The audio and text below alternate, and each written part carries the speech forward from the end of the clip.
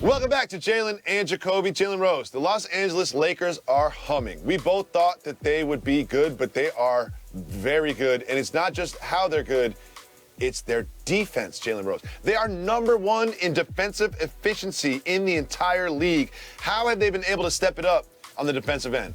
It's a tall man's game. It would always be an athletic game, a cerebral game, one that explosion and how you're able to change ends of the floor is always going to matter.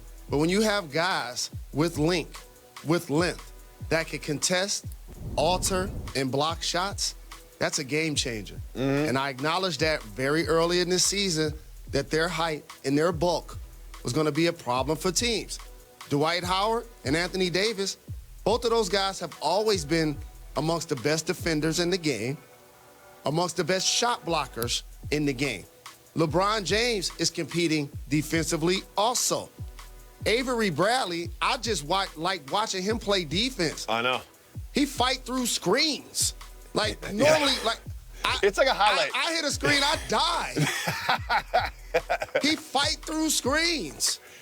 Danny Green plays D. Jalen Rose, what are the two types of players that we always say complement LeBron James the best? Say. Shooters, defenders. Shooters and defenders. And when you remember last year when they brought in all those players to the Lakers and Magic Johnson was out here talking about they need playmakers around LeBron James? No, you need shooters and defenders. You bring in Avery Bradley. You bring in Danny Green. Do you know what Danny Green can do? Shoot and defend. And you can see it pay dividends already, especially with the resurgence of Dwight Howard. I don't know when it's going to end.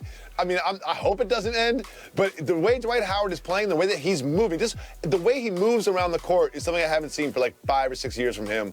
Go ahead. Jacoby, I got to make sure we do one thing. Okay, let's do it. Because I remember standing on these unpopular hills called John Gruden and Rob Pelinka earlier in the year. Yep. And a lot of people were assassinating his character and questioned who he hired, like Frank Vogel and the assistants and the acquisitions in the offseason. That looks pretty good. It does. So now. I'm not mad at the stance that I had, #1.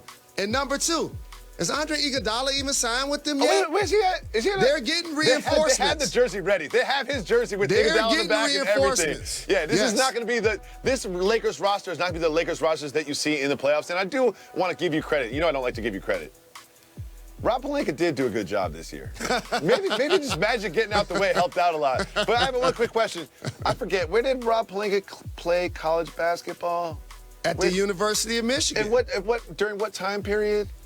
He played in '89 and got a ring. He also played with the Fab Five. Oh, that's right. That's right. So you're obviously an objective, unbiased person when it comes to these opinions, right?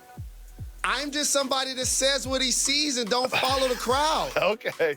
I don't follow the crowd. And if you want to tie some more bows to this, Andre Iguodala from Illinois, like Rob, also was his agent when he played.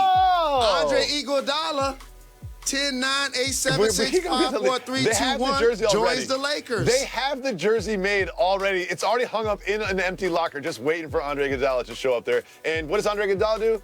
Defends and sometimes can shoot.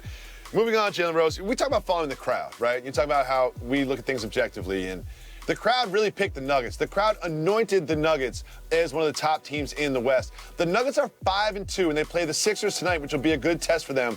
Jalen, why don't I respect the Nuggets as a basketball team? Because you wanted to see Jokic come out of the gates. Thank you. And look like he was in shape. Thank you. Which I have not seen. Look like he was focused. Thank you. I'm seeing unforced turnovers. And look for him to be dominant, which he has not been. Look at him. However, this is why I like to gauge success off of realistic expectations. Because most 5-2s, people around the league will be celebrating. But since those things with Jokic haven't happened, it seems like they've been a disappointment. You get a big-time win against Philly, now people start to look at your record different. That's just how the league works. So, I coined the phrase stretch mark 5, and there is no one that embodies that, pun intended, more than Jokic. My man is a stretch mark 5, and when you're playing the way he played last year, you can carry around that extra weight, but now you just look like a fat dude that's not that good at basketball. Like, I always say this is, I pay attention to the NBA. If you watch the Jokic, it's either feast or famine with him. Like, he averages 15 points, but sometimes it's 10, and sometimes it's 35. Like, you need to be consistent. And I don't know why I don't respect this Nuggets team, but I don't think that I will regret not respecting this Nuggets team. That's all I have to say about that. I have to give you credit. When you go into the trademark office, don't just do stretch mark 5, because that morphed from stretch mark 4. So make sure you get both of them. I got all of them. I got the trademark. It's like Talking Tuesday with LeBron. Moving on. We all thought that Mike Conley would be a huge difference maker for the Jazz, but so far this season it hasn't really played out that way. If you look at his stats, he's really dropped off in basically every category. What do you think about Mike Conley's start to the season? So he's the type of player that those numbers will improve because his role has dramatically changed. In Memphis, he was a primary ball handler with pick-and-roll actions with like Marc Gasol, who likes to play high posting at the three-point line. So now all of a sudden the paint was a lot more open for his runners and his trademark floater that we talked to him about. Though a lefty, he likes to shoot it with his right hand. Now he plays with the Stifle Tower, Rudy Gobert. And where's he best served on the basketball floor offensively, Jacoby? Just floaters, 5 feet from the basket, you know, getting past his man and catching up the help defense and just dropping it right over him. Correct. And so now with Gobert in the paint, he doesn't necessarily have that room. So he's going to find a way to be more effective because he's a solid veteran player, and I have confidence in his game. But let me tell you what he has done that won't show up in the box score. Brought some veteran leadership and stability and athleticism to the point guard spot. Yep. So now all of a sudden, Bogdanovich, who was an under-the-radar pickup for the Utah Jazz, and Donovan Mitchell can initiate offense off pick and rolls, do throwback passes for three-point shots, and do driving kicks. Also, I still like this Jazz team. They're continuing to mature as a unit. So, Jalen, I'm going to do the media thing, and I'm going to read too much into stuff. Giannis Antetokounmpo was asked about load management, and here's what the Greek Freak had to say. He said, quote, "I can't speak to what other teams or what other players do. I want to play." Jalen, can I do too much and say that that's a shot at Kawhi Leonard?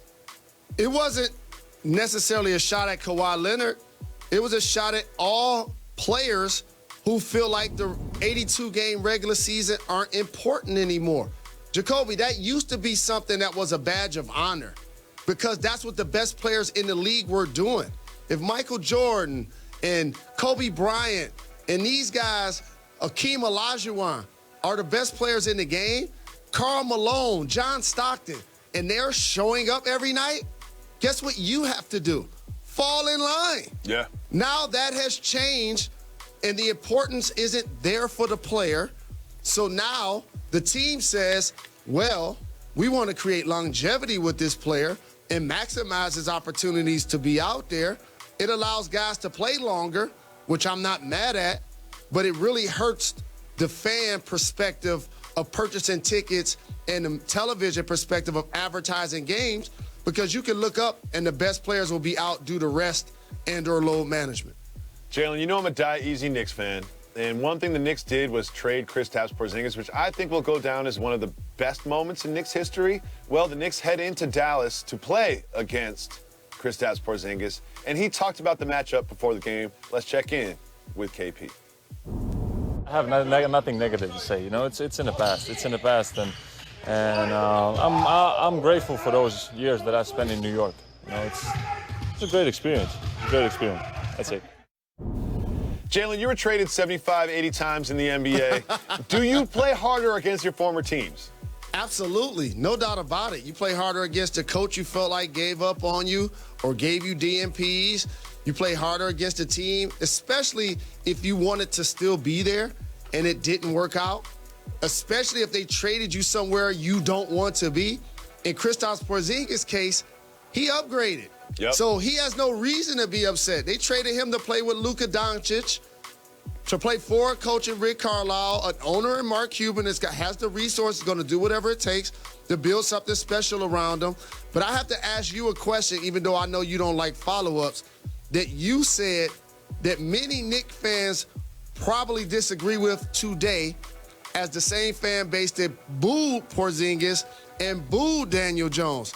You said you felt like this would go down to be one of the best moves I do. in the history of the Knicks. I feel Why that is way. that? Because you now have a young core. You've got R.J. Barrett. You've got Zoe Trier. And then you're going to get rid of Frankie Smokes. And then you're going to end up getting rid of Kevin Knox. But the draft picks that they got in that trade and the young pieces they got in Dennis Smith Jr.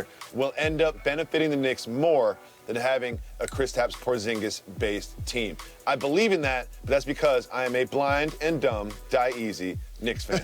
It's time for Soft Move or Boss Move.